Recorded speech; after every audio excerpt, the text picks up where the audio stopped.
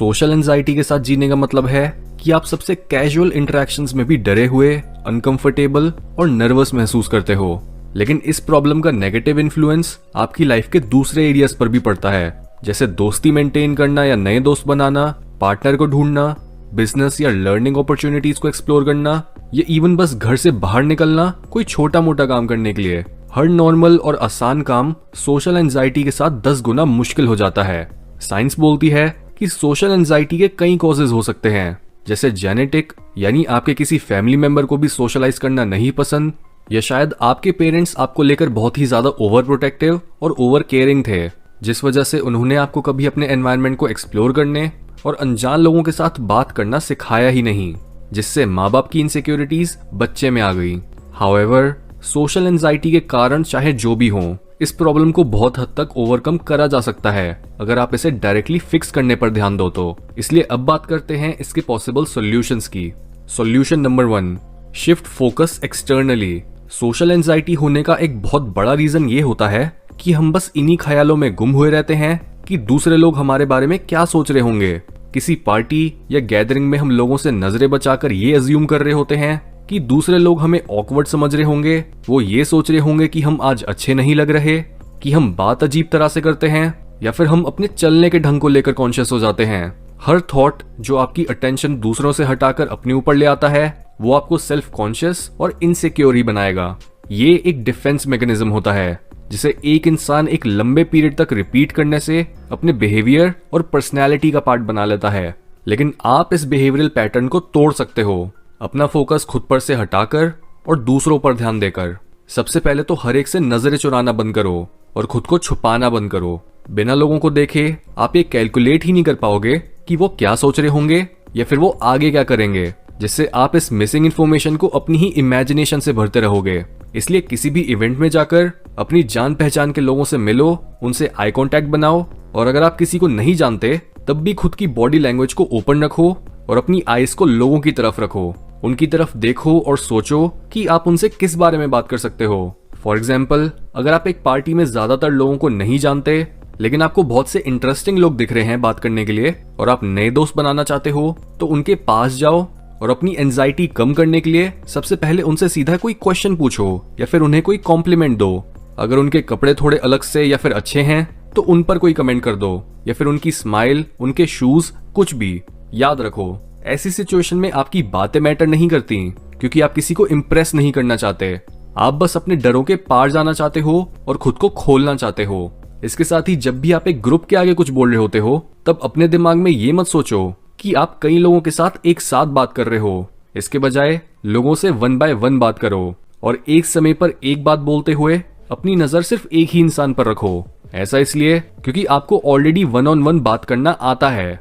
हर इंसान एटलीस्ट अपने भाई बहन, बेस्ट फ्रेंड या पेरेंट्स के साथ बिना एंग्शियस हुए बात करना जानता है, पर एक ऑडियंस के आगे बोलना बहुत ज्यादा मुश्किल होता है। इसी वजह से एक क्राउड में होने पर भी अपना फोकस सिर्फ एक ही इंसान पर रखो। इससे आप अपने सोशलाइजिंग के टास्क को मैनेजेबल बना पाओगे और कम वियर्डली एक्ट करोगे। Solution number 2, increase exposure gradually.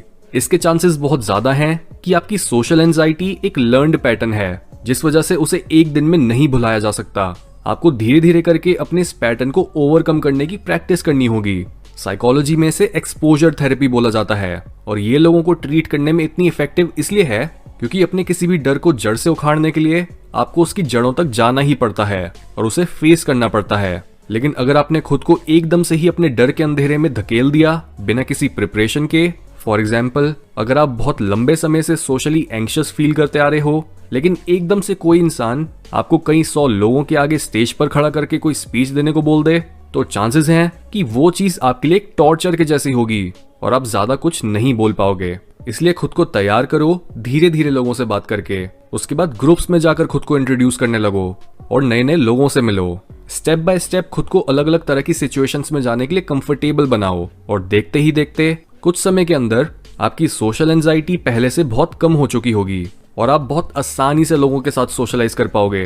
Clinical psychologist doctor lorry डिकार्वल हो बोलती हैं जबकि इंसानों को दर्द से बचना बहुत पसंद है, लेकिन इससे उनकी मुश्किलें और बढ़ती हैं क्योंकि उनका दिमाग दर्द को दबाने लगता है। इसलिए एक्सपोजर थेरेपी एक बहुत अच्छा तरीका है जिससे एक इंसान अपने दर्द को फिर से जीकर एक छोटे समय के अंदर ही हील हो सकता है। Solution number 3, study the problem. इस मेथड को यूज करने के लिए आप अपने डर को सीधा उसकी आंखों में आंखें डालकर क्वेश्चन कर सकते हो। इसका मतलब जब भी आपको किसी इवेंट में जाने से डर लगे तो खुद से पूछो कि मैं क्यों इतना डर रहा हूँ, ज्यादा से ज्यादा मेरे साथ क्या ही हो जाएगा। ये क्वेश्चन आपको अपने डरावने ख्यालों की मजबूती टेस्ट करने और अपने पुराने बिलीफ्स को तोड़ने में मदद करेगा, क्योंकि बहुत बार हम खुद को ही एक झूठी कहानी सुनाकर डर रहे होते हैं, जबकि असलियत में जब आप सोचते हो कि कितने ही लोग आपको नोटिस करेंगे पब्लिक में, और इवन अगर आपको कोई नोटिस करके जज करे भी तो उससे आपकी रियलिटी पर क्या प्रभाव पड़ता है। आप दूसरों के ख्यालों को नहीं बदल सकते,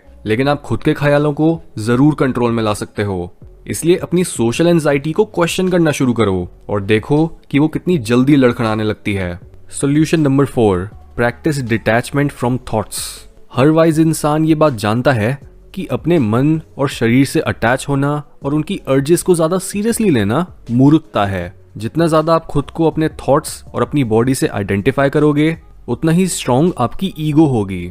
नॉर्मली हम ये समझते हैं कि ईगो होने का मतलब है घमंडी होना या फिर खुद को दूसरों से सुपीरियर समझना, लेकिन चाहे आप ये बोलो कि मैं सबसे बेहतर हूँ, मैं तो कुछ डिजर्व ही नहीं करता, मैं बहुत इंपॉर्टेंट इंसान हूँ, मैं अजीब हूँ, मैं सुपीरियर या इन्फीरियर हूँ, या लोग मेरी बुराई करते हैं, तो ये सारी अच्छी और बुरी स्टेटमेंट्स आपकी स्ट्रॉन्ग ईगो को ही दिखाती हैं, क्योंकि आपका फोकस मैं से हट ही नहीं रहा। आप खुद से इतने ज्यादा कंसर्न्ड हो कि आप अपने मन से बाहर निकलकर दुनिया को एज इट इज देख ही नहीं पाते। बिल्कुल यही चीज एक सोशली एंग्शियस इंसान के साथ हो रही होती है। एक सोशली एंग्शियस इंसान की ईगो बहुत स्ट्रांग होती है, क्योंकि उसके मन में हमेशा खुद की इज्जत या सेफ्टी को लेकर डर बना रहता है और वो लोगों की जजमेंट से बहुत ज्यादा इन्फ्लुएंस होता है। इसलिए अपनी सोशल एंजाइटी कम करने का एक और सॉलिड तरीका होता है अपने नेगेटिविटी से भरे मन को ही अपने से साइड रख देना। यानी खुद को यह याद दिलाना कि ख्याल तो बस पास्ट मेमोरीज से आते हैं और वो रियलिटी नहीं होते। अपने ख्यालों में उलझे रहने का मतलब है अपने पास्ट में उलझे रहना, और आप तब तक अपने पास्ट से दूर नहीं हो सकते जब तक आप अपने और अपने ख्यालों के बीच एक डिस्टेंस क्रिएट नहीं कर लेते। बिल्कुल वैसे ही जैसे एक नदी को पास से देखने पर उसमें इतनी हलचल हो रही होती है और पानी की लहरें इतने गुस्से से आपस में टकरा रही होती हैं, पर जब आप उसी नदी को थोड़ा ऊंचाई से देखते हो तो आपको ऐसा लगता है जैसे वो एकदम स्टिल हो और उसमें कोई हलचल ही ना हो रही हो। दूरी बनाने से आप चीजों को उनके शोर के बिना देख पाते हो और एक हायर पर्सपेक्टिव हासिल कर पाते हो। दूरी से लड़ाई भी शांति के जैसे लगती है। इसलिए खुद को सोने से पहले और उठते ही ये याद दिलाओ कि आप अपने ख्याल नहीं हो। दूसरे लोगों और अपनी इनसिक्योरिटीज को दूरी से देखो और समझो दैट नोबडी केयर्स। आज आपको किसी चीज का डर है, लेकिन कल ये डर मैटर नहीं करेगा। लोग आज आपको किसी छोटी मोटी बात के लिए जज करेंगे और कल वो बात भूल जाएंगे, लेकिन अगर आप कल के लिए ही जीने लगे तो आप आज को खो दोगे। इसलिए आज से ही और अभी से ही अपने मन और ख्यालों से डिटैच होने की प्रैक्टिस करना शुरू करो।